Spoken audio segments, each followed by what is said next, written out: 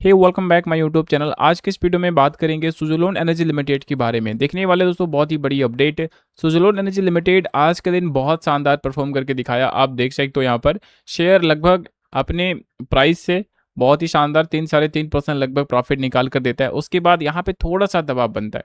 हालांकि इंट्राडे में अगर आप चार्ट पैटर्न देखेंगे तो यह हायर पैटर्न यहाँ पे क्रिएट किया हुआ है, मतलब एक हेल्दी पैटर्न यहाँ पे क्रिएट हुआ है, कोई ज़्यादा यहाँ पे प्रेशर है नहीं। लेकिन फ्रेंड्स आज के दिन सुज़लोन ने बहुत अच्छा इंप्रूव करके दिखाया अपने प्रीवियस चार्ट को, और अपने उसी लेवल के आसपास आता हुआ दिख रहा है जहाँ पर ये गिर कर गया था। आप देख सकते हो कि शेयर पिछले 5 दिनों में कंटिन्यू बुलिश बना हुआ है एंड लगभग 5% शेयर प्रॉफिट में भी आ चुका है। पूरा 1 महीने की बात वही कर ले तो स्टॉक में बहुत दमदार रिटर्न देखने को मिल रहा है। 1 महीने में ही 11 से 12%। तो शेयर ने गिरावट भी दिखाया। ऐसा नहीं है कि सिर्फ अच्छा रिटर्न निकाल कर दे रहा है। हाँ, अच्छे निवेशक, नए निवेशक के लिए तो समझ सकते हो कि अच्छा रिटर्न है ही। लेकिन जो पहले से इसमें है, उनके लिए तो कोई बेनिफिट नहीं, क्योंकि शेयर ऑलरेडी बहुत ज़्यादा लॉस पे निकाल कर दिया था। तो आज आप देख सकते हो कि यहाँ पर इतिहास इसने फिर से उसी प्रकार से रचता हुआ दिख रहा है। बहुत ज़्यादा गिरा हुआ था एंड रिकवर होने के बाद शेयर अपने प्रीवियस 6 महीने के रेंज को ब्रेक करके 12% लगभग यहाँ पे ऊपर चढ़ चुका है। तो इस तरह से शेयर बेहतरीन कारोबार करके दिखा रहा है। लेकिन अगर वही 1 साल को देखा जाए तो 5% अभी भी माइनस में है। तो देख सकते हो यहाँ पर ये जो रेंज है, इसको छूने के बाद ही शेयर अपना जो लॉस दिखा रहा है वो यहाँ पे कवर होगा।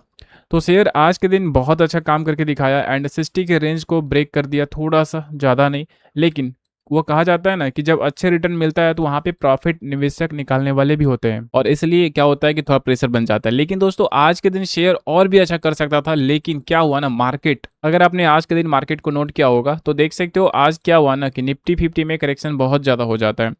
1% लगभग निफ्टी 50 गिर जाता है। अब यहाँ पे एक बात आप समझिए, जहाँ पे भारतीय बाजार इतना बड़ा करेक्शन में चला जाता है, वहाँ पे सुज़लोन एनर्जी लिमिटेड ने बेहतर प्रदर्शन करके दिखाया। शेयर 3-4% प्रॉफिट भी दिखा दिया एंड अभी प्रॉफिट में बना हुआ भी है। लेकिन अगर इस वीकनेस का असर कंपनी के शेयर के ऊपर होता है तो ज़्यादा होगा नहीं नेगेटिव, क्योंकि कहीं ना कहीं ऑलरेडी शेयर हाई बना चुका है। तो थोड़ा थोड़ा नीचे आएगा, ज़्यादा नहीं। तो मार्केट के कारण आज आप समझ सकते हो कि थोड़ा प्रॉफिट जो मिला था वो यहाँ पर निकलता हुआ दिखा। अब निवेशक को लगा कि मार्केट इतना ज़्यादा डाउन है, कहीं शेयर में प्रेशर ना बन जाए, जिस वजह से वीकनेस आ गया। अब वीकनेस तो नहीं आया, मतलब थोड़ा दबाव में आ गया। तो आज के दिन आप देख सकते हो कि क्वांटिटी भी उसी प्रकार से बन रहे हैं एंड मार्केट में आज लगभग 10 करोड़ वॉल्यूम बन चुका है। तो हाई डिमांड शेयर में देखने को मिल रहा है। अब आप समझ सकते हो कि इस प्रकार से अगर डिमांड आएंगे तो शेयर में रिस्पॉन्स आएगा ही। अब इसके पीछे बहुत बड़ी वजह है, सुज़लोन ऐसे नहीं भाग रहा है, क्योंकि सुज़लोन जो है ना बहुत ज़्यादा निवेशकों को पैनिक भी करवाता है। देखिए मार्केट में कुछ न्यूज़ भी चल रहे हैं एंड शेयर में तब से ही ज़बरदस्त उछाल आया हुआ है जब से कंपनी ने अनाउंस किया है कि हम विंड में भी काम कर ही रहे हैं, लेकिन हम सोलार में भी काम करेंगे, और company battery energy storage system में भी कंपनी काम करेगी। अब काम तो करेगी ठीक है, लेकिन कंपनी भारत में तो काम करती ही है, लेकिन कंपनी भारत के बाहर भी जाके काम करेगी। तो जब से ही इसका जून वाला बिजनेस आउटलुक आया है, तब से ही शेयर में बेहतरीन रैली देखने को मिल रहा है। तो भारत के बाहर भी बिजनेस करेगी, ये काफ़ी अच्छी बात है। अब इस तरह के पॉजिटिव पॉइंट आने के बाद कंपनी के निवेशक जो हैं वो जल्दी स्टॉक को निकालेंगे नहीं। स्ट्रॉन्ग पॉइंट ये है कि जब भी शेयर में रैली आता है, कहीं न कहीं वहाँ पे एफआई की होल्डिंग को भी बहुत ज़्यादा क्रेडिट दिया जाता है, क्योंकि इनका होल्डिंग बहुत स्ट्रॉन्ग होल्डिंग है, 23%। मार्केट में इतना बड़ा होल्डिंग अगर कोई स्टॉक में लेकर बैठा हुआ है तो उससे स्टेबिलिटी आता है। मान लीजिए कि मार्केट में ये शेयर अगर स्टेबल ना रहे, इधर आ जाए, तो क्या होगा कि मार्केट बहुत ज़्यादा शेयर है तो फ्रेश फ्लोट बहुत ज़्यादा प्राइस करेगा, तो उसमें वीकनेस संभावना बहुत ज़्यादा बन जाता है। तो इसलिए भी स्थिति यहाँ पे बहुत अच्छा अनुकूल बना हुआ है। तो न्यूज़ की वजह से, और जो इन्वेस्टर्स हैं, जो बड़े निवेशक हैं, वो अपने पास स्टेक बनाए हुए हैं, इस वजह से भी स्ट्रॉन्ग मोमेंटम इसका बना हुआ है। एंड आज बहुत बड़ी न्यूज़ है, बहुत बड़ी खबर है, सीधा एमएनआर की तरफ से ये अपडेट देखने को मिल जा रहा है। Ministry of new renewable energy यहाँ से अपडेट निकल कर आया हुआ है, और यहाँ पर बताया जा रहा है कि global leader in renewable energy and energy security. तो भारत जो है कि आरी में एक ग्लोबल लीडर के तौर पर पेश होता हुआ दिख रहा है। इस तरह के कुछ अपडेट यहाँ पे आपको देखने को मिल रहे हैं। इसका मतलब क्या हुआ, देखिए यहाँ पर global leader in renewable energy का मतलब ये हो गया कि वैश्विक रैंकिंग, भारत अब नवीनीकरण ऊर्जा की स्थापित क्षमता के मामले में दुनिया में तीसरे स्थान पर पहुंच गया है, चीन और अमेरिका के बाद। बड़ी छलांग लगा दिया है। भारत की सौर ऊर्जा क्षमता 11 वर्षों में 2.8 गीगावाट से बढ़कर 130 गीगावाट से अधिक हो चुकी है, और एनर्जी सिक्योरिटी का मतलब ये हो गया कि विदेशी निर्भरता में कमी हुआ है, यानी कि इंपोर्ट उतना नहीं किया जाता जितना पहले किया जाता था। भारत अपनी ज़रूरत का लगभग 80 टू 85% कच्चा तेल दूसरे देशों से आयात इंपोर्ट करता है। जब हम सौर ऊर्जा, पवन ऊर्जा और ग्रीन हाइड्रोजन का उत्पादन खुद करेंगे तो हम विदेशी से महंगे कोयले और तेल पर निर्भर नहीं रहना पड़ेगा।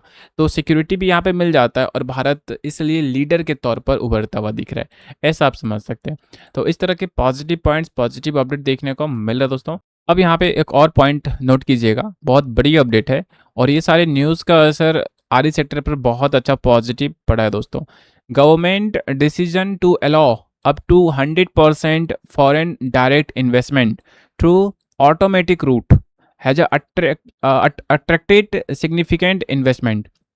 मेन पॉइंट यहाँ पे समझिएगा कि रिन्यूएबल एनर्जी सेक्टर में ये बात बताया जा रहा है और ये कहा जा रहा है कि सरकार ने क्या किया है कि 100% फॉरेन डायरेक्ट इन्वेस्टमेंट कर दिया गया है, वो भी ऑटोमेटिक रूट का मतलब ये समझना है ऑटोमेटिक रूट के द्वारा कि सरकार से परमिशन लेने की ज़रूरत नहीं है, आप आइए इन्वेस्टमेंट कीजिए, ऐसा। अब इतना खुला छूट अगर मिल जाएगा तो यहाँ पे आप समझ सकते हो कि पॉजिटिव डिमांड्स काफ़ी ज़्यादा होंगे। अब देखिए यहाँ पर ये सारी न्यूज़ का मतलब क्या होता है, अगर न्यूज़ नहीं आएंगे तो सेक्टर पॉजिटिव होगा कैसे और सेक्टर में जो कंपनी है वो शेयर अच्छा परफॉर्म करेगा कैसे। तो इस न्यूज़ का मतलब ये है कि कंपनी देख रही है कि मतलब सरकार मेहनत कर रहा है, सरकार काम कर रहा है, भविष्य में आने वाला टाइम में प्रोजेक्ट आएंगे, सरकार जब हेल्प करेगा तो प्रोजेक्ट आएंगे ही आएंगे। सरकार ही जब प्रोजेक्ट लॉन्च नहीं करेगा, काम नहीं देगा तो कैसे आएंगे। तो ये सब पॉइंट वाली बात है, आप समझिएगा कि सरकार क्या कर रहा है कि प्रोजेक्ट भविष्य में कितना आ सकता है, ये सब यहाँ पे बता रहा है। 100% foreign direct investment through automatic root का मतलब ये हो गया कि रिन्यूएबल एनर्जी सेक्टर में अपना 100% पैसा पूरा निवेश खुद लगा सकती है। इसके लिए उन्हें सरकार या रिजर्व बैंक आरबीआई से पहले से कोई खास मंजूरी या इजाज़त लेने की ज़रूरत नहीं होगी पहले जैसा। तो इसलिए ऑटोमेटिक रूट यहाँ पर बताया जा रहा है कि आप आइए, भारत में आप अपनी सब्सिडी कंपनी लॉन्च कर सकते हैं या भारत की किसी भी कंपनी के साथ पार्टनरशिप करके आप बिजनेस कर सकते हैं। यह जो है रिन्यूएबल एनर्जी सेक्टर में ही ऐसा है, यानी कि काफ़ी आसान बनाया जा रहा है इस सेक्टर में निवेश करने के लिए और इसलिए आने वाला समय में डिमांड काफ़ी हाई इस प्रकार से हो सकता है। तो इतना ज़्यादा अगर किया जा रहा है तो जाहिर सी बात है कि इस सेक्टर में पॉजिटिव पॉइंट्स यहाँ पे काफ़ी सारे हैं और डिमांड भी है। तो इसलिए अभी शेयर सब भी यहाँ पे बेस्ट परफॉर्म करके दिखा रहा है दोस्तों। बाकी सुज़लोन एनर्जी लिमिटेड रिसेंटली अच्छे रिजल्ट निकाल कर दिया था, आप देख सकते हो। तो इससे भी पता चलता है कि शेयर बहुत अच्छा परफॉर्म इसलिए भी कर रहा है और कंपनी के जब सेल्स इंक्रीज होंगे तो जाहिर सी बात है कि उसमें इन्वेस्टर्स अट्रैक्ट होंगे ही। 1114 करोड़ कंपनी ने प्रॉफिट निकाल कर दिया था, पिछले बार से बहुत बेहतर रिजल्ट निकाल कर दिया था। 1181 है, यहाँ पे 1114 है।